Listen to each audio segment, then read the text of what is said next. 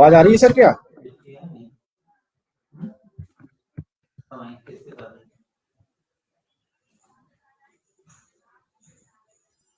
अच्छा अच्छा, तो लॉक लगा दिया ना वहाँ पे।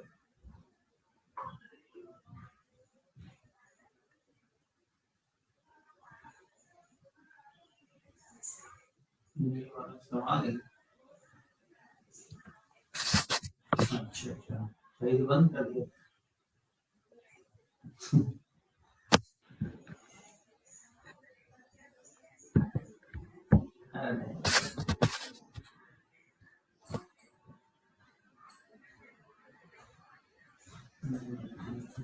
लगी लाइट लगी।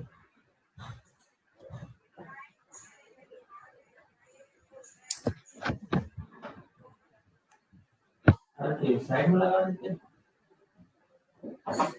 एक साइड में लगा देते, एक साइड में लगा देते। दरवाजे दरवाजे दरवाजे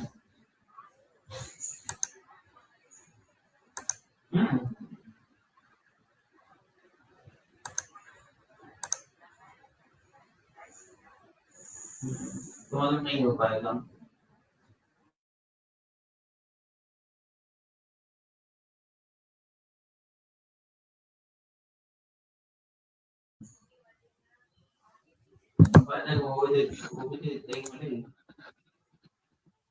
सही बीएलई भाइयों को मेरा नमस्कार। मैं नवल शर्मा, सीएससी उत्तर प्रदेश टीम से। आज की इस मुलाकात श्रृंखला के क्रम में हम आधार से संबंधित सर्विसेज को फिर से दोबारा से सीएससी के माध्यम से आधार की सर्विसेज दी जाती है हमारे बीएलई भाइयों के माध्यम से। हम लोग आधार यूसीएल पे काम करते हैं, जिसमें बेसिकली हम लोग डेमोग्राफिक अपडेट और अभी नया एक फीचर स्टार्ट हुआ है, जिसमें प्रोसेस स्टार्ट हुआ है यूआईडी अथॉरिटी ऑफ इंडिया के द्वारा।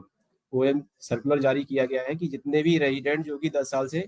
पुराने आधार जिनके हो गए हैं और उन्होंने 10 साल के आधार बनवाने के बाद कभी भी अपने आधार में डेमोग्राफिक से संबंधित चेंजेस नहीं कराए हैं, तो ऐसे सभी रेजिडेंट को पुनः अपने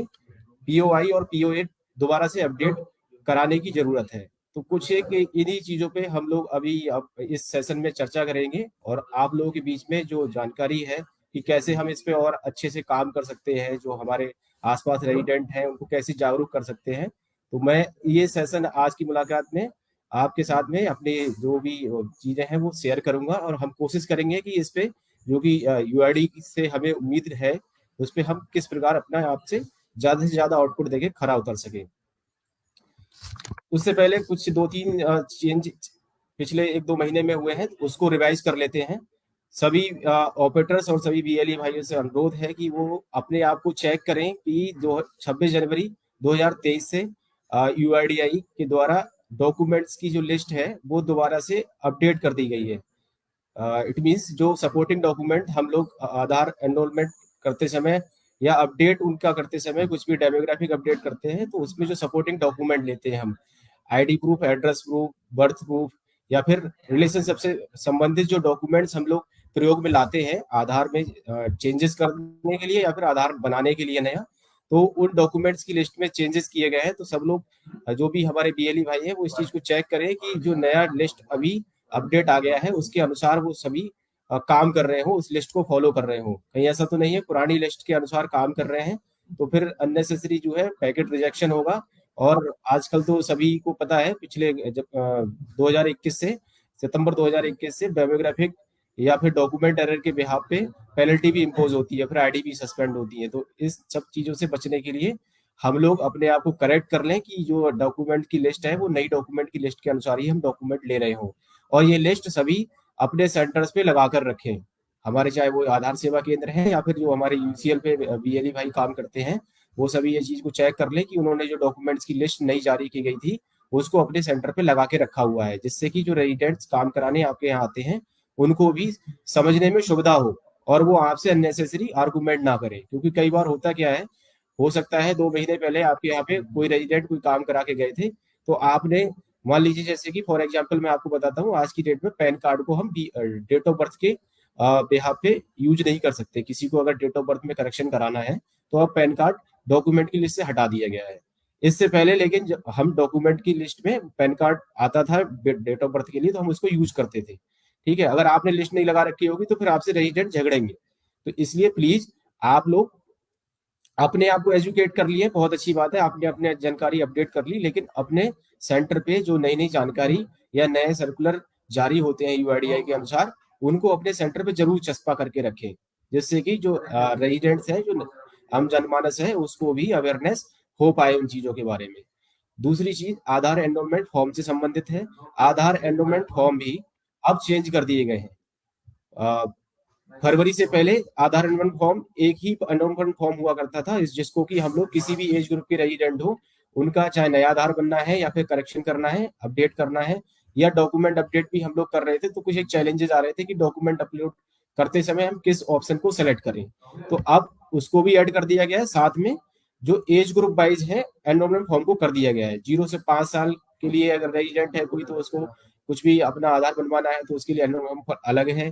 5 से 18 साल के लिए एनरोलमेंट फॉर्म अलग है, और 18 से प्लस एज ग्रुप के जो भी रेजिडेंट कुछ भी अपना आधार में अपडेट कराना चाह रहे हैं या फिर नया आधार बनवाना चाहते हैं, तो उसके लिए आधार एनरोलमेंट फॉर्म अलग फिलअप करना है। इट मीन्स जो भी रेजिडेंट्स हैं जिस एज ग्रुप के, उस एज ग्रुप के लिए एक जो पर्टिकुलर एनरोलमेंट फॉर्म दिया गया है उसी को भरना है। अगर मान लीजिए कोई 18 से अधिक आयु वर्ग का व्यक्ति आया है, तो अगर आप उसका 0 से 5 वाला या 5 to 18 वाला एनरोल फॉर्म फिलअप करोगे, तो वो डॉक्यूमेंट एरर में रिजेक्ट हो जाएगा, और आपके एनरोलमेंट आईडी पे एक डॉक्यूमेंट रिजेक्शन भी काउंट होगा। इसलिए हमें एनरोलमेंट फॉर्म जो है वो चेक कर लेना है, जो रेजिडेंट आपके यहाँ काम कराने आ रहे हैं वो किस एज ग्रुप के हैं, जिस एज ग्रुप के हैं उस एज ग्रुप का ही एनरोलमेंट फॉर्म आप लोग उसको दोगे और उसको फिलअप करने के लिए बोलेंगे। ठीक है, अब हम बात करेंगे document update service. Document update service पिछले 4 माह से, लगभग अक्टूबर के बाद से एक नया फीचर ऐड ऑन हुआ है। आप सभी के सॉफ्टवेयर में एक नया फीचर आने लगा है। जो भी हमारे यूसीएल पे काम करते हैं वीएलई भाई, या फिर हमारे जो भी आधार सेवा केंद्र पे एनरोलमेंट कर रहे हैं, तो उनके सॉफ्टवेयर में एक नया फीचर ऐड हुआ है, डॉक्यूमेंट अपडेट। इसका मतलब पहले समझ लेते हैं कि डॉक्यूमेंट अपडेट है क्या और किसको कराने की जरूरत है। क्योंकि आधार जो है आज की डेट में सबसे ज्यादा यूज किए जाने वाला डॉक्यूमेंट हो गया है। आप लोग देखते हैं, हम लोग भी अगर, तो गैर सरकारी सरकारी जितनी भी योजनाओं का लाभ है वो हम लोग आधार के माध्यम से ले पा रहे हैं। सरकार बहुत सारी जो स्कीम्स हैं उनका लाभ जो रेजिडेंट हैं उनको आधार के माध्यम से डायरेक्ट पहुंचा रही है। अगर जिन लोगों ने अपना आधार 10 साल से पहले बनवाया था और उन्होंने 10 साल पहले आधार बनने के बाद में कभी भी अपने डेमोग्राफिक डिटेल में, जैसे कि नाम, पता, जन्मतिथि, इस तरह की जो डिटेल्स है उनमें कोई भी अपडेट नहीं कराया है, क्योंकि जब आधार इस लेवल पे यूज किया जाने वाला डॉक्यूमेंट है तो इस डॉक्यूमेंट का अपने आप में अपडेट रहना जरूरी है। अगर किसी ने डेमोग्राफिक डिटेल अपनी अपडेट करा के नहीं रखी हुई है,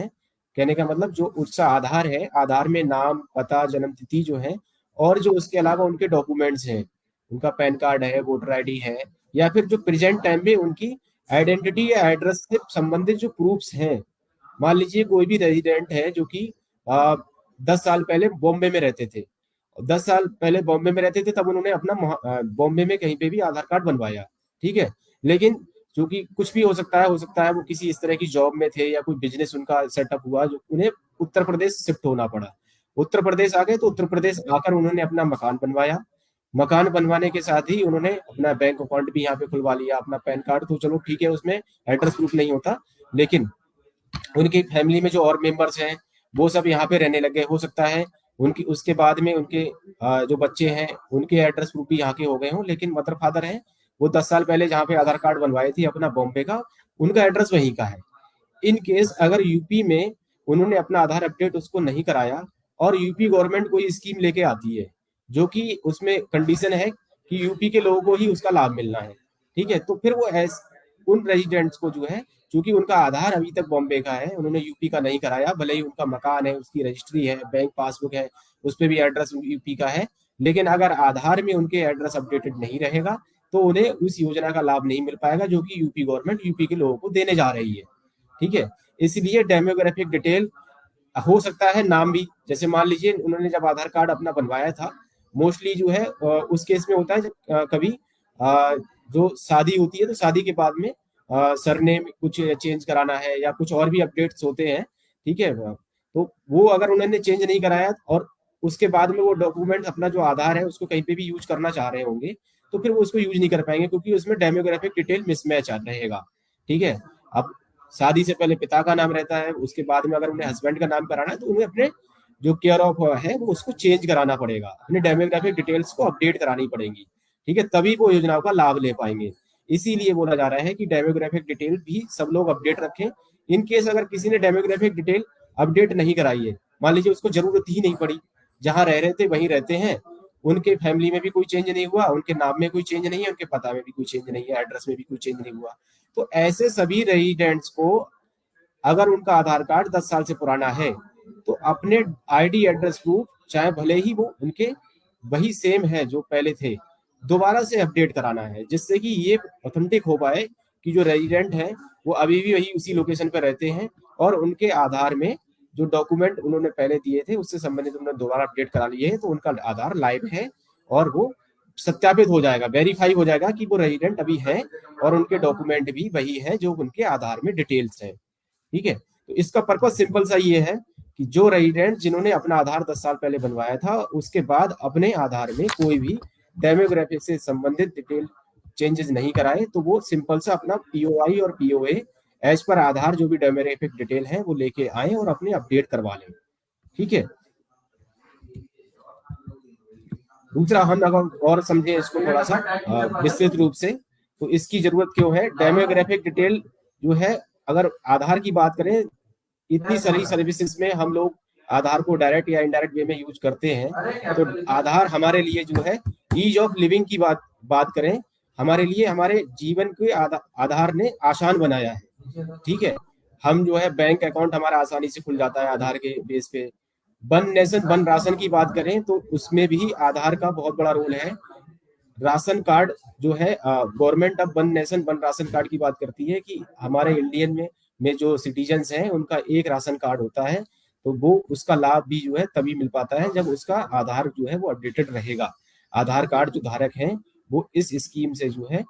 आसानी से जोड़ सकते हैं। अगर हम सरकारी योजनाओं की बात कहें तो जो आंकड़े यूआईडीआई के द्वारा बताए गए हैं, अथॉरिटी के द्वारा बताए गए, 1100 से ज्यादा सरकारी स्कीम्स हैं जिनका कि हम लाभ, सरकारी योजनाओं का लाभ हम आधार बेस्ड ले पा रहे हैं, आधार की वजह से हम आसानी से ले पा रहे हैं। फॉर एग्जाम्पल अगर हम इसमें सबसे बड़ा एग्जाम्पल देना चाहें तो डीबीटी की बात करें, डायरेक्ट बेनिफिट ट्रांसफर है, तो उसमें किसान सम्मान निधि, किसान सम्मान निधि जो कि सेंट्रल गवर्नमेंट के द्वारा 2,000 रुपए की किस्त दी जाती है किसानों के लिए, तो वो भी संभव आधार की वजह से ही हो पाया है। अगर आधार जो है उनके बैंक में अकाउंट में लिंक नहीं रहेगा और उनके आधार में जो डिटेल्स है वो बैंक अकाउंट से मैच नहीं होंगी, उनके जो और पहचान से संबंधित प्रमाण पत्र हैं उनसे मैच नहीं रहेंगी, तो उनको इस योजना का लाभ नहीं मिल पाता है। इसीलिए कई बार जो है ये सुनने में आता है कि हमारा जो है इस बार किस्त नहीं आई, तो उसमें फिर उन्हें बैंक से संपर्क करना पड़ता है, बैंक मैनेजर बोलते हैं फिर आपका आधार जो है वो अपडेटेड नहीं है, आधार में और आपके बैंक में डिटेल मिसमैच है, इसलिए आपकी केवाईसी नहीं हो पा रही है सक्सेसफुल, ठीक है। इसीलिए आधार में जो डिटेल्स हैं वो अपडेटेड रहना बहुत जरूरी है। जिस प्रकार बायोमेट्रिक जो है, हम लोग कई बार आप लोग देखते हैं बायोमेट्रिक अपडेट भी हमें समय समय पे कराना पड़ता है, तो सेम वही चीज है, हम लोगों को बायोमेट्रिक के साथ साथ अपनी डेमोग्राफिक डिटेल को भी समय समय पे अपडेटेड रखना है, जिस प्रकार जैसे हम बायोमेट्रिक कराते हैं। नहीं तो आने वाले समय में अगर हमारी डेमोग्राफिक डिटेल अपडेटेड नहीं रहेंगी, हमारे डॉक्यूमेंट्स जो है आधार में जो हमारे प्रेजेंट टाइम में डॉक्यूमेंट्स हैं उसके अनुसार हमारे डॉक्यूमेंट आधार की जो डेमोग्राफिक डिटेल अपडेट नहीं रहेंगी, तो हमें जो सरकारी स्कीम्स हैं, स्कॉलरशिप है, किसान सम्मान निधि है, पेंशन है, या फिर जो बच्चे हैं उनको स्कॉलरशिप मिलती है, पेंशनर हो गए, ठीक है, ई रिटर्न भी जो है भरना आसान हो पाया है आधार की वजह से ही। इससे पहले हम लोग क्या करते थे, जो इनकम टैक्स रिटर्न भरते थे तो फिजिकली जाना पड़ता था, जो इनकम टैक्स ऑफिस होते हैं वहां पे विजिट करना पड़ता था और हम जो है मैनुअल वहां पे अपना डॉक्यूमेंट सबमिट करते थे, ठीक है, फिर वो केवाईसी वेरीफाई होती थी, फिर उसमें एक टाइम टेकिंग प्रोसेस था, बहुत समय लगता था। अब हम ई रिटर्न फाइल कर सकते हैं आसानी से, और जो कि संभव हो पाया है आधार की वजह से ही। तो जिन लोगों के आधार में अगर डिटेल मिसमैच रहती है तो वो ई रिटर्न फाइल भी ऑनलाइन नहीं कर पाते हैं, तो ऐसी सभी योजनाओं का लाभ निर्बाध रूप से लेने के लिए हमें जो है अपने आधार में डिटेल्स को अपडेटेड रखना बहुत जरूरी है। डेमोग्राफिक डिटेल अपडेट रखें सभी रेजिडेंट्स, और साथ में अगर डेमोग्राफिक डिटेल उनकी अपडेटेड है तो, और उनका अगर आधार पुराना ही है तो फिर डॉक्यूमेंट अपडेट करा लें। ये कुछ एक बैनर पोस्टर्स हम लोग आप लोगों के बीच में लगातार सर्कुलेट कर रहे हैं, ये सभी अपने सेंटर्स पे लगा लीजिए, जिससे कि आपके यहाँ पे रेजिडेंट्स जो आते हैं वो इसको पढ़ें और फिर आपसे क्वेश्चन करें, आप उनको समझाएं, ठीक है। जिससे कि आप उनको जब समझाओगे तो उनको जरूर समझ में आएंगी चीजें, क्योंकि इसमें इन पोस्टर्स बैनर्स में जो चीजें बताई गई हैं समझाई गई हैं वो उनको डायरेक्ट इनडायरेक्ट वे में समझ में आएंगी कि हाँ इन योजनाओं का तो हम लाभ ले रहे हैं, ठीक है। और इन योजनाओं का लाभ अगर हमारा जो है अपडेटेड आधार नहीं रहेगा तो हो सकता है हम उससे वंचित रह जाएं। मोबाइल नंबर जो है वो जरूर अपडेटेड रखें सभी रेजिडेंट जो हैं। जैसे अगर यूपी गवर्नमेंट की बात करें तो हमारे यहाँ पे अभी वन फैमिली वन आईडी एक नया जो है प्रोजेक्ट, नया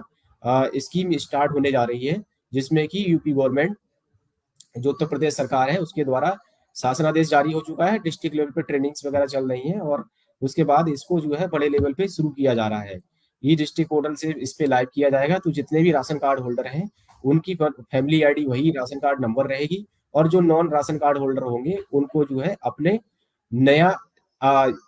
इसके लिए वन फैमिली वन आईडी के लिए अप्लाई कराना होगा, और ये आधार बेस्ड ही होगा। जिन लोगों के आधार अपडेटेड नहीं होंगे,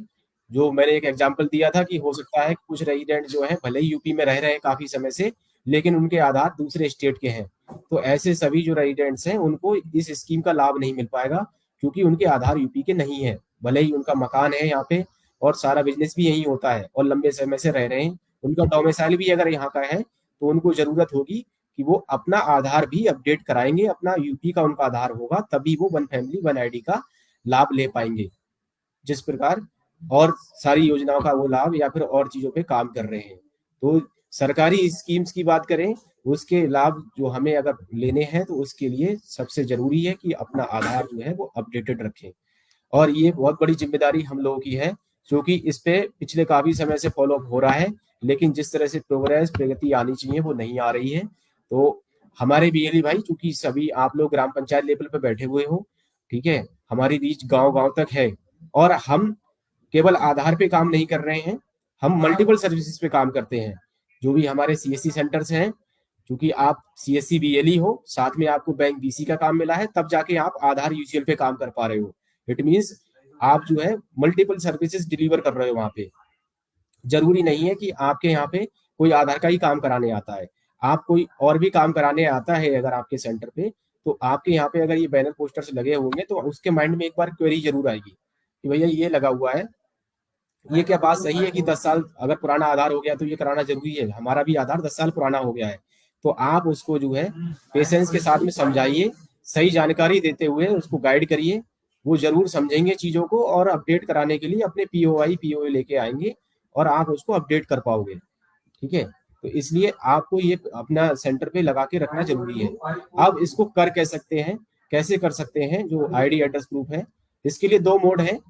ऑनलाइन जो है डॉक्यूमेंट अपडेट करने के लिए भी रेजिडेंट अपना जो माई आधार पोर्टल है उससे डायरेक्ट भी कर सकते हैं। अगर हम अपने ही बात करें, हमारे जो बीएलई भाई हैं या आधार सेवा केंद्र हैं, वो आप लोग जो है अपना जो यूसीएल सॉफ्टवेयर है उसके माध्यम से कर सकते हैं पीओआई पीओ अपडेट जो रेजिडेंट आते हैं उनके। इसके लिए जो चार्ज निर्धारित है वो 50 रुपए शुल्क निर्धारित किया गया है। जिस प्रकार आप लोग डेमोग्राफिक अपडेट करते हो तो उसके लिए भी 50 रुपए रेजिडेंट से चार्ज करना होता है।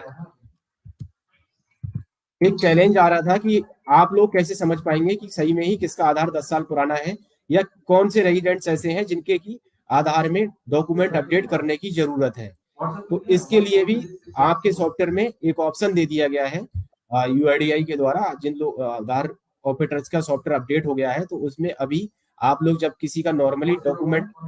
डेमोग्राफिक अपडेट करने जा रहे हो उस पर क्लिक करते हैं तो एक उससे पहले चेक बॉक्स खुलता है। उस चेक बॉक्स में पहले आधार नंबर डालेंगे आप, और आधार नंबर डालने के बाद जब सबमिट करेंगे तो आपको ये मैसेज शो करेगा, the Aadhaar needs document update, kindly upload POI मतलब proof of identity and proof of address document. इसका मतलब ये है कि जो रेजिडेंट है उसके आधार में दोबारा से आईडी प्रूफ और एड्रेस प्रूफ से संबंधित डॉक्यूमेंट अपडेट कराने की जरूरत है। इस मैसेज को आप लोग इग्नोर ना करें, क्योंकि ये मैसेज जब भी आएगा तो भले ही रेजिडेंट आपके यहाँ पे जो आया है मोबाइल नंबर अपडेट कराने आया है, इन केस अगर वो डेमोग्राफिक अपडेट कराने आया है तो फिर वो डॉक्यूमेंट अपने लेके आए होंगे, और आप डेमोग्राफिक अपडेट करोगे तो उसमें supporting document ID address proof कुछ ना कुछ लगा रहे होंगे। आपने उसका डेमोग्राफिक अपडेट किया, फिर उस केस में आपको जरूरत नहीं है, क्योंकि जो बात हो रही है डॉक्यूमेंट अपडेट की वो केवल उन रेजिडेंट्स को करानी है जिन्होंने 10 साल पहले आधार बना था लेकिन उसके बीच में कभी भी अपने डेमोग्राफिक अपडेट नहीं कराए, उस बीच नहीं कराए, या फिर आज भी आपके यहाँ पे आए हैं तो डेमोग्राफिक अपडेट कराने नहीं आए हैं, केवल हो सकता है मोबाइल नंबर लिंक कराने आए हैं। तो ऐसे रेजिडेंट्स का आप मोबाइल नंबर लिंक कराने वाले केस में आप पहले उसका मोबाइल नंबर लिंक कर दीजिए, और मोबाइल नंबर लिंक करने के बाद में उनको ये मैसेज दिखाइए। अगर पढ़े लिखे रेजिडेंट्स आते हैं आपके यहाँ पे तो इस चीज को गंभीरता से लेंगे और समझेंगे, और फिर आप उनको अगर सजेस्ट करोगे आईडी एड्रेस प्रूफ लाने के लिए, उस समय अगर इनकेस वो लेके आए तो तुरंत कर दीजिए। मोबाइल नंबर अपडेट करने के बाद में आप उसका फिर आईडी एड्रेस प्रूफ भी अपडेट कर दीजिए document online document update feature पर जाकर। दोनों अलग अलग प्रोसेस हैं, दोनों एक साथ नहीं हो सकते। आप लोग क्वेरी करते हो कई बार हम लोगों से कि क्या मोबाइल नंबर सर और हम जो उनका डॉक्यूमेंट अपडेट है वो दोनों एक साथ कर सकते हैं? नहीं कर सकते हैं, क्योंकि इसके लिए आपके सॉफ्टवेयर में अलग अलग ऑप्शंस दिए गए हैं। पहले आप उसका जो है, जैसे नॉर्मली आप डेमोग्राफिक डिटेल अपडेट करने के लिए क्लिक करते हो, मोबाइल नंबर अपडेट करोगे, एक एनरोलमेंट कंप्लीट हो जाएगा, फिर आप डॉक्यूमेंट अपडेट करेंगे रेजिडेंट से उसके आईडी एड्रेस प्रूफ लेकर। ठीक है, तो इस मैसेज को आप लोग इग्नोर नहीं करेंगे, आप रेजिडेंट को बताएंगे। ठीक है, ऐसा नहीं है कि आपने चेक किया और बस इग्नोर कर दिया, मोबाइल नंबर लिंक करके उनको भेज दिया। जो भी रेजिडेंट्स आपके यहाँ पे केवल मोबाइल नंबर लिंक कराने आ रहे हैं, इनकेस उनके डॉक्यूमेंट्स को अपडेट करने की जरूरत है तो फिर आप उनके डॉक्यूमेंट अपडेट करने के लिए सजेस्ट करिए, उनसे आग्रह करिए कि आप आईडी एड्रेस प्रूफ ले आइए, क्योंकि आपका आधार पुराना हो चुका है और आप नहीं कराएंगे तो हो सकता है इन फ्यूचर आप या तो अभी जो सर्विसेज का लाभ ले रहे हो सरकारी, या फिर लेने भी जा रहे हो सरकारी स्कीम्स का लाभ, तो वो हो सकता है आपको मिलना बंद हो जाए। तो इसलिए आप जो है इसको करा लीजिए। अब ये तो बात हो गई जो रेजिडेंट्स आपके यहाँ केवल आधार का काम कराने आ रहे हैं, आपने चेक कर लिया। अब हम बात कर रहे थे, क्योंकि हमारे जो बीएलई है, हमारे जो सीएससी सेंटर्स हैं, वहां पे मल्टीपल सर्विसेज होती हैं। आप लोग जरूरी नहीं है कि कोई आधार का काम कराने आएगा तो चेक कर लिया, आपका यूसीएल सॉफ्टवेयर पे काम चल रहा है वो अलग लैपटॉप है, आपने दूसरे जो आप एक्टिविटी, जैसे मान लीजिए किसी का आपने मनी ट्रांसफर किया है या फिर पैसा विड्रॉ किया किसी का, कोई आपके यहाँ पे, चूंकि आप बैंक पीसी भी है, तो पैसा निकलवाने आया था आपके यहाँ पे कोई रेजिडेंट, आधार लेके आया था। और पैसे तो ज्यादातर आपके यहाँ पे जो लोग आते हैं तो वो आधार अपना कार्ड जरूर लेके आते होंगे। ठीक है, तो आप उनका पैसा पहले विड्रॉ कर दीजिए, साथ में आपके सेंटर पे अगर ये जो बैनर पोस्टर की मैं बात कर रहा था आपसे लगे रहेंगे, तो फिर आप उनके दिमाग में भी, माइंड में ये चीजें आएंगी। ठीक है, कि अरे मेरा एक बार ये चेक हो सकता है कि पुराना हो गया है, मेरी जरूरत है या नहीं है, तो आप तुरंत बोलोगे हाँ भैया मैं चेक कर सकता हूँ। ठीक है, तो आप फिर अपने आप यूसीएल क्लाइंट में उनका आधार नंबर डालिए, और इसको चेक करने के बाद में अगर इनकेस ये मैसेज आता है तो ऐसे रेजिडेंट जो कि आपके यहाँ पे कुछ और काम कराने आए थे, हो सकता है कोई सर्टिफिकेट आपके यहाँ पे बनवाने आए हो, है इनकम सर्टिफिकेट बनवाने आए हो, कास्ट सर्टिफिकेट बनवाने आए हो, डोमिसाइल बनवाने आए हो, आप लोग और भी काम करते हो, B2C सर्विसेज है आपके साथ में, इंश्योरेंस वगैरह करते हैं आप, हेल्थ इंश्योरेंस है, लाइफ इंश्योरेंस है, मोटर इंश्योरेंस है, जनरल इंश्योरेंस वगैरह करते हैं आप, तो कुछ भी काम कराने जो भी रेजिडेंट्स आपके यहाँ पे आ रहे हैं, अगर आपके सेंटर पे ये बैनर पोस्टर जो मैंने अभी पिछली स्लाइड्स में दिखाए ये लगे हुए होंगे, तो रेजिडेंट्स के दिमाग में जरूर क्वेरी आएगी, वो क्वेरी आपसे करेंगे, तो आपको उनको सही मार्गदर्शन देना है, उनको सही जानकारी देते हुए और उनके डॉक्यूमेंट अपडेट करने के लिए कोशिश करनी है। वो अगर उस समय नहीं लेके आए हैं तो आप जो है उनको आग्रह करिए कि आप बाद में आके, क्योंकि आप लोकल में ही काम कर रहे हो, आपके यहाँ जो भी लोग आते हैं वो लोकल के ही होते हैं। ठीक है, तो उस समय नहीं होंगे तो 2-4 घंटे में या फिर अगले दिन आके वो करा लेंगे। ठीक है, लेकिन आपको बताना जरूर है, इसके बारे में जानकारी जरूर देनी है। ठीक है, ये प्रोसेस है जो हम लोग कर रहे हैं अभी, डॉक्यूमेंट अपडेट जिस तरह से डेमोग्राफिक अपडेट करते थे, सेम सेम वही प्रोसेस है। आपको ऑनलाइन डॉक्यूमेंट अपडेट पे जाना है, आधार नंबर डालेंगे, आधार नंबर आप अपना और सुपरवाइजर हमारे ऑपरेटर दोनों अपना वेरीफाई करते हैं, उसके बाद में डेमोग्राफिक डिटेल आपके स्क्रीन पे शो करने लगेगी। इस तरह से डेमोग्राफिक जो डिटेल्स है आप लोग चेक कर लीजिए, जो वो डॉक्यूमेंट्स अपडेट कराने जा रहे हैं, अपलोड कराने आपके यहाँ पे डॉक्यूमेंट जा रहे हैं, आप जिसका भी पीओआई या पीओए, तो ये चीज जरूरी है यहाँ पे, आप ये चेक कर लो कि मैच हो रही हो उनके आधार में जो प्रेजेंट टाइम में डिटेल है, आधार में जो प्रेजेंट टाइम में डिटेल है और प्रेजेंट टाइम में पीओआई पीओए जो वो लेके आए हैं उसमें डिटेल मैच होनी चाहिए, उनका नाम मैच होना चाहिए, उनका पता मैच होना चाहिए, जो डेमोग्राफिक डिटेल्स हैं अगर उनमें किसी भी तरह का कुछ भी मिसमैच है तो फिर आप ऐसे डॉक्यूमेंट्स जो है अपलोड नहीं करेंगे। आप रेजिडेंट को सजेस्ट करेंगे कि आप अपना डेमोग्राफिक डिटेल अपडेट करा लीजिए। मतलब हो सकता है उनका आधार पुराना बना हुआ था, उनका वोटर आईडी अभी बनवाया है उन्होंने, उन्होंने पैन कार्ड अभी बनवाया है, बैंक में अकाउंट अभी खुलवाया है, या उनके पास जो सामान्य निवास अभी बनवाया उन्होंने 1-2 साल के अंदर, उसमें डिटेल कुछ और है। ठीक है, उनका काम भले ही हो सकता है उस आधार से अभी तक चल रहा था कहीं, लेकिन आप फिर उनको ये सजेस्ट करिए कि आपके आधार में और आपके जो और डॉक्यूमेंट्स हैं उसमें डिटेल में मिसमैच है, एक जैसी डिटेल है नहीं, मैच नहीं हो रही है, तो आप अपनी डेमोग्राफिक डिटेल मैच करा लीजिए, मतलब इसको अपडेट करा लीजिए। आप जब डेमोग्राफिक डिटेल अपडेट कर दोगे तो फिर डॉक्यूमेंट जो कि आप उसके पीछे सपोर्टिंग कुछ ना कुछ डॉक्यूमेंट्स लोगे, तो फिर डेमोग्राफिक डिटेल अपडेट हो गई, तो फिर डॉक्यूमेंट अपलोड वाली जो नीड है, जो आवश्यकता है, वो नहीं रह जाएगी, क्योंकि आपने डेमोग्राफिक डिटेल अपडेट करते समय उनके पीओआई पीओए अपडेट किए होंगे,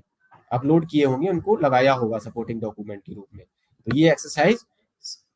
हम लोगों को, जिनकी डेमोग्राफिक डिटेल अपडेट आज से पहले कभी नहीं हुई, उनको करनी है और उनको सजेस्ट करना है कि आप इसको करके रखिए।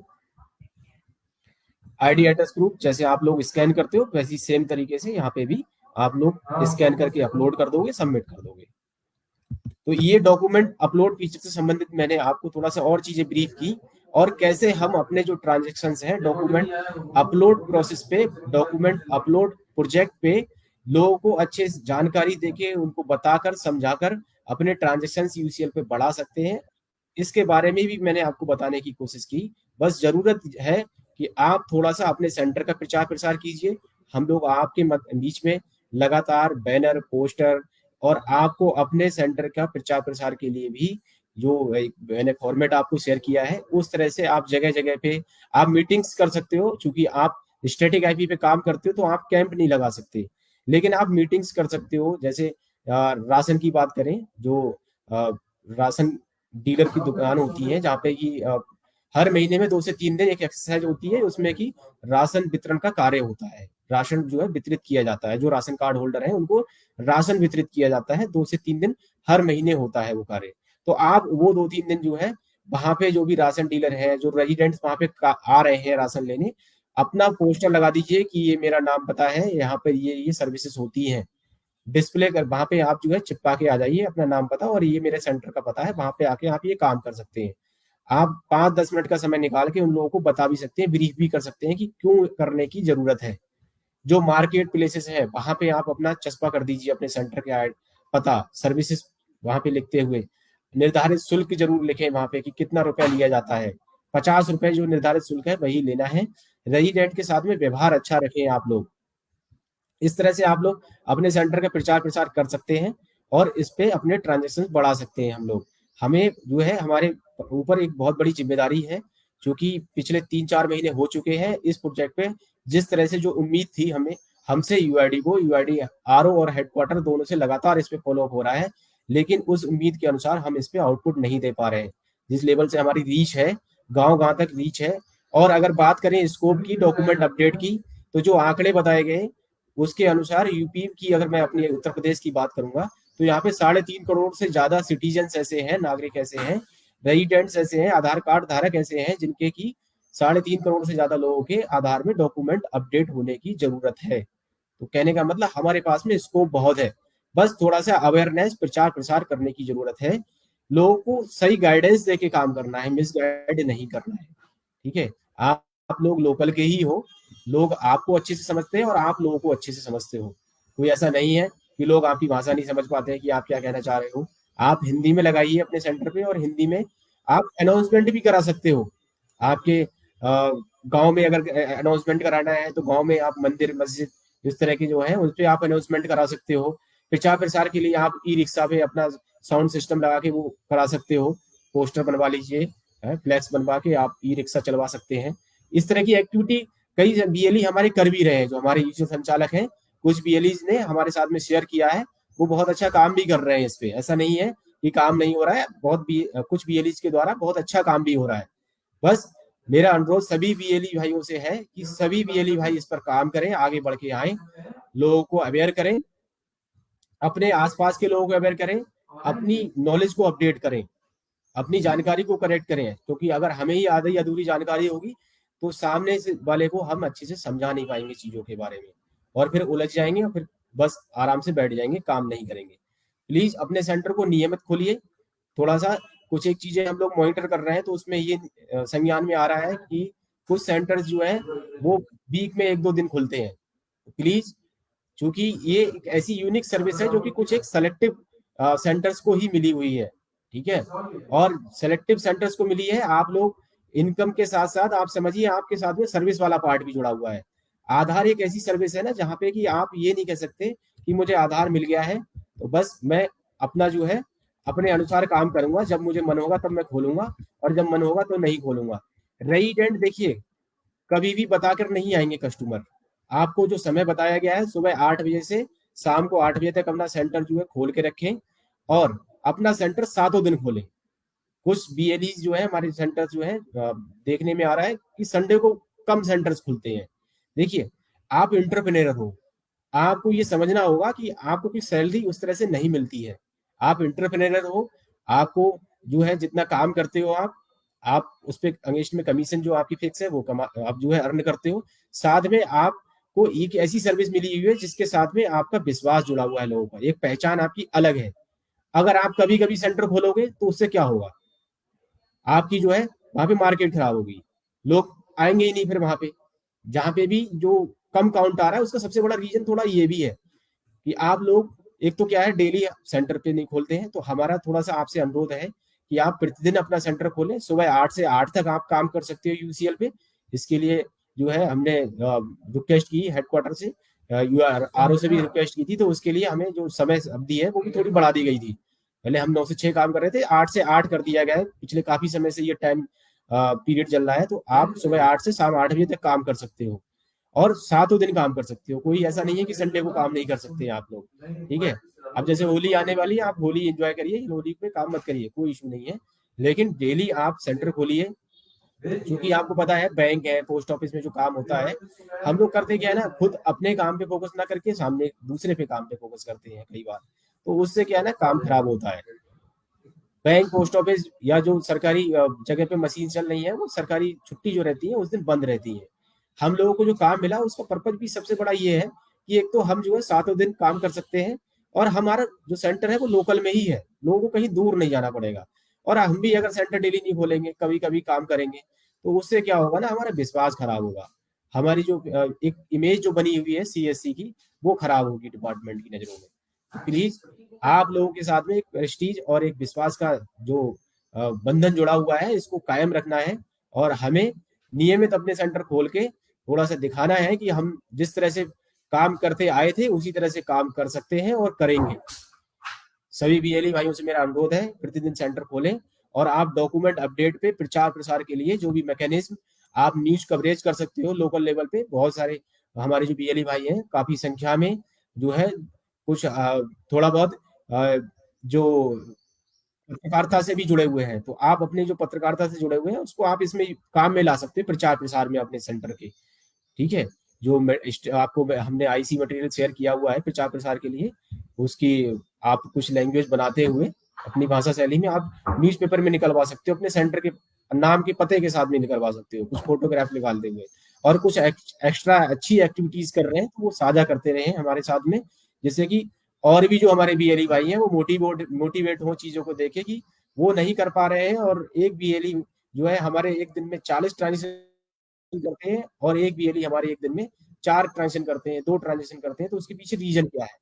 कहीं ऐसा तो नहीं है उनके सेंटर का प्रचार प्रसार ही नहीं है, लोगों को पता ही नहीं है कि वहां पे क्या काम हो सकता है। तो प्लीज अपने सेंटर की ब्रांडिंग रखें। कॉमन ब्रांडिंग का भी एक बैनर हमने डिजाइन करके आप लोगों के बीच में पिछले 2-3 महीने पहले भी शेयर किया है। समय समय पे जो नई नई अपडेट्स, नए नए जो है प्रचार प्रचार के लिए आईसी मटेरियल्स आते हैं या सर्कुलर्स आते हैं, हम लोग आपके बीच में शेयर करते रहते हैं। तो प्लीज लेकिन अपनी जानकारी को अपडेट रखें, क्योंकि आप अपनी जानकारी को अपडेट रखोगे तभी आप अच्छे से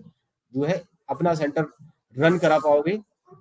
और जो लोग आपके यहाँ काम कराने आते हैं आप उनका विश्वास जीत पाओगे, क्योंकि माउथ पब्लिसिटी जो है बहुत बड़ी चीज होती है। जो लोग आपके यहाँ काम कराने आ रहे हैं, आप उनके साथ व्यवहार अच्छा रखो, उनसे जो निर्धारित शुल्क है वो लो। और कुछ फिजिकली चैलेंज जो लोग आते हैं, कई बार जो है दिव्यांगजन आते हैं, या किसी को कुछ ऐसी डिजीज है, हार्ट के पेशेंट है, क्योंकि आप लोकल में ही काम कर रहे हो तो आपको जानकारी रहती है, ऐसा नहीं है कि आपको पता नहीं है। कई बार जो है आपको पता रहता है कि इनको ये बीमारी है। तो ऐसे जो फिजिकली चैलेंज है, प्रेग्नेंट लेडीज हैं, तो उनको जो है आप स्पेशली वरीयता दें, उनका काम पहले करें और उनके साथ में ट्रीट अच्छे से करें, पोलाइट वे में जो है आप उनसे आचरण करें। ठीक है, क्योंकि कई बार क्या है ना कि जो आप अपनी परेशानी से जो है परेशान हो और सामने वाला है, हो सकता है उसके साथ कुछ और परेशानी हो, और आप जो है इससे स्ट्रेट फॉरवर्ड कई बार आंसर कर देते हो तो उससे प्रॉब्लम खड़ी हो सकती है। तो प्लीज व्यवहार अच्छा रखें, और जो शुल्क है, निर्धारित शुल्क बताए गए हैं 50 रुपए, वही रेजिडेंट से चार्ज करें। इससे होगा क्या, लोग जो आपके यहाँ काम कराने आए हैं, वो काम करा के जब जाएंगे तो आप उन देखेंगे अपने आस पड़ोस, वो अपने अपने गांव में, मोहल्ले में लोगों को बताएंगे कि यहाँ पे ये सेंटर है, मैं वहां काम कराने गया, मेरा काम बड़ी आसानी से हुआ, उन्होंने बहुत अच्छे से बताया, और जो शुल्क है वही मेरे से शुल्क लिया गया। ठीक है, वहां पे सारी चीजें थी, सारी सुविधाएं उपलब्ध थी। अपने सेंटर पे आपके सीसीटीवी कैमरा, जो बेसिक गाइडलाइंस है वो जरूर वहाँ आपके सेंटर पे फॉलो हो रही हो, आपके सेंटर पे स्पेस हो, एटलीस्ट 5 से 7 लोग बैठ पाए वहाँ पे। ठीक है, जो रेट लिस्ट है वो लगा के रखी है, रजिस्टर रहे जो कस्टमर का वो बना के रखी है कि जो रेजिडेंट आए वो क्या काम करा के गए, उनका मोबाइल नंबर क्या था, आपने उनसे क्या काम कराया, तो उसके अगेंस्ट आपने क्या पैसा लिया, और उनका कोई सजेशन है तो वो कॉलम जरूर रखिए, उनका कोई सुझाव है, कोई कंप्लेन है, सजेशन है, तो वो कॉलम भी आप अपने रजिस्टर में बना के रखिए। ठीक है, तो ये डॉक्यूमेंट अपडेट पे हम किस तरह से अपने ट्रांजेक्शन बढ़ा सकते हैं, ये आज मैं आपको ये बताना चाह रहा था। लास्ट में एक आपको चीज से और थोड़ा सा अवेयर करना है, एक प्रोसेस में चेंज हुआ है, जितने भी ऑपरेटर्स या सुपरवाइजर्स जो भी हमारे अभी काम कर रहे हैं प्रेजेंट टाइम में, या फिर काम करना चाहते हैं, ठीक है, तो ऐसे सभी ऑपरेटर्स जो कि 2011 से पहले के सर्टिफाइड हैं, उन सभी ऑपरेटर्स को 1 मई 2023 तक, और जो 2011 से 2013 के बीच के सर्टिफाइड हैं, उनको अगस्त 2023 तक, और जो जनवरी 2014 से 2016 दिसंबर तक के बीच के एग्जाम पास आउट हैं, उनको 1 नवंबर 2023 तक, और जो रेजिडेंट जो हमारे ऑपरेटर्स हैं, सॉरी, ऑपरेटर्स और सुपरवाइजर 17 से 19 के बीच में उन्होंने एग्जाम पास किया था अपना एनएससीआरटी या फिर सीपी का जो भी, तो 1 फरवरी 2024 तक, और जो ऑपरेटर या सुपरवाइजर 2020 जनवरी 2020 से 31 दिसंबर 2022 तक के बीच में एग्जाम पास किए थे, उनको 1 मई 2024 तक दोबारा से एनएससीआरटी का जो एग्जाम होता है उसमें रीअपियर होना है उनको। अगर वो दोबारा एग्जाम नहीं करेंगे तो उनका जो यूसीएल पे काम कर रहे हैं वो कार्य बाधित हो जाएगा, या फिर जो काम करना भी चाह रहे हैं इन फ्यूचर, तो वो अपना जो सर्टिफिकेशन की डेट है, जो आधार सर्टिफिकेशन की डेट है आपके सर्टिफिकेट पे मेंशन रहती है, तो आप अपने सर्टिफिकेट को उठाकर उस पर देख लीजिए कि मेरा जो मैंने एग्जाम पास किया था वो किस डेट को किया था, और ये जो टाइम स्लैब दिए गए हैं, उन टाइम स्लैब में से जहाँ पे भी वो लाई कर रहा है, जिस डेट में वो पास किया हुआ है, और उसके अकॉर्डिंग आप जो सामने डेट्स दी गई हैं, बिफोर दीज डेज आप जो है अपना जो दोबारा से एग्जाम है एनएससीआरटी का वो कर लीजिए। एनएससीआरटी के एग्जामिनेशन में अप्लाई करते समय भी कुछ एक चेंजेस किए गए हैं। अब तक हम लोग जो ऑपरेटर या सुपरवाइजर भाई हैं हमारे, वो एनएससीआरटी की जो ऑनलाइन वेबसाइट है उस पर नॉर्मली आप लोग रजिस्ट्रेशन करते थे, अपना साइन अप करके अपना अपने यूजर बनाया और अपने टाइम स्लॉट सेलेक्ट करके फीस जमा होती है उसकी, जो भी निर्धारित शुल्क है वो जमा करते हुए आप ऑनलाइन अप्लाई कर देते थे, कहीं पे भी किसी के पास नहीं जाना पड़ता था कोई परमिशन लेने, या फिर कोई आपको रेफरेंस या फिर रिकमेंडेशन की जरूरत नहीं थी। लेकिन अब एनएससीआरटी ने ये कर दिया है कि जो भी, चाहे वो पहली बार एग्जाम दे रहे हो या फिर जो ऑपरेटर्स ऑलरेडी सर्टिफाइड है, जो बात हो रही है अभी रीअपियर होने की, तो ऐसे सभी ऑपरेटर्स को या फिर नए ऑपरेटर्स को दोबारा, मतलब जो एग्जाम अब अप्लाई करते हैं आप लोग, तो ये एक ऑथराइजेशन लेटर जो है वो कंसर्न ईए या रजिस्ट्रार से लेना होगा जिसके साथ वो काम कर रहे हैं या फिर करने जा रहे हैं। हम अपनी बात करते हैं अगर सीएससी की, तो हमारे साथ में जो भी यूसीएल पे काम कर रहे हैं या फिर एएसके पे जो ऑपरेटर्स काम कर रहे हैं, वो सभी ऑपरेटर्स ये अथॉरिटी लेटर लेते हुए अपना एनएससीआरटी की साइट पर जाकर अप्लाई करें, और ये अथॉरिटी लेटर आपको एग्जाम देने जब आप जाओगे एनएससीआरटी सेंटर पे तो लेकर भी जाना होगा हार्ड कॉपी के रूप में। अगर हार्ड कॉपी के रूप में आप लेकर नहीं जाओगे तो फिर आपको हो सकता है वहां पे एग्जाम में अपियर ना होने दिया जाए। ठीक है, तो एक तो आपको अप्लाई ऑनलाइन करते समय भी अपलोड करना है और हार्ड कॉपी लेकर भी जाना है, और ये ऑथराइजेशन लेटर आप हमारे सभी डिस्ट्रिक्ट मैनेजर जो हमारी डिस्ट्रिक्ट पे टीम है डीएमडीसीज है उनसे ले सकते हैं। आप अपने जनपद के डिस्ट्रिक्ट मैनेजर्स या हमारे जो डीसी हैं उनसे प्राप्त कर सकते हैं इस ऑथराइजेशन लेटर को। हमने अपनी जनपद की जो टीम है उनको कन्वे कर दिया है इसके विषय में कि जो भी हमारे यूसीएल पे काम कर रहे हैं या फिर एएसके पे काम कर रहे हैं ऑपरेटर्स, या फिर इन फ्यूचर काम करने का सोच भी रहे हैं, अगर उनको एग्जाम करने की जरूरत है तो उनको एक सर्टिफिकेट देना होगा और वो आप लोग दे सकते हो। तो इसके लिए आप जो है कई बार क्वेश्चन कर रहे हो अभी भी, जबकि पहले भी हमने कई बार बताया है इसके बारे में। आप लोग ये ऑथराइजेशन लेटर हमारे डिस्ट्रिक्ट मैनेजर आपके जनपद के जो डीएमडीसी है उनसे प्राप्त करके और दोबारा से ये जो टाइमलाइन दी गई है बियॉन्ड द टाइमलाइन आप जो है इसको एग्जाम में रीअपियर हो लीजिए। अन्यथा आपका जो यूसीएल चल रहा है आप या फिर एसके पे काम कर रहे हो या फिर इन फ्यूचर काम करने भी जो सोच रहे हैं ऑपरेटर्स वो काम नहीं कर पाएंगे। तो आज की मुलाकात इस सेशन में हमने डिटेल में फिर से बात की डॉक्यूमेंट अपलोड फीचर पे कि कैसे हम डॉक्यूमेंट अपडेट पे और अच्छे से काम कर सकते हैं और अपने ट्रांजेक्शन बढ़ा सकते हैं, जिससे कि जिस प्रकार हम आज तक काम करते आए हैं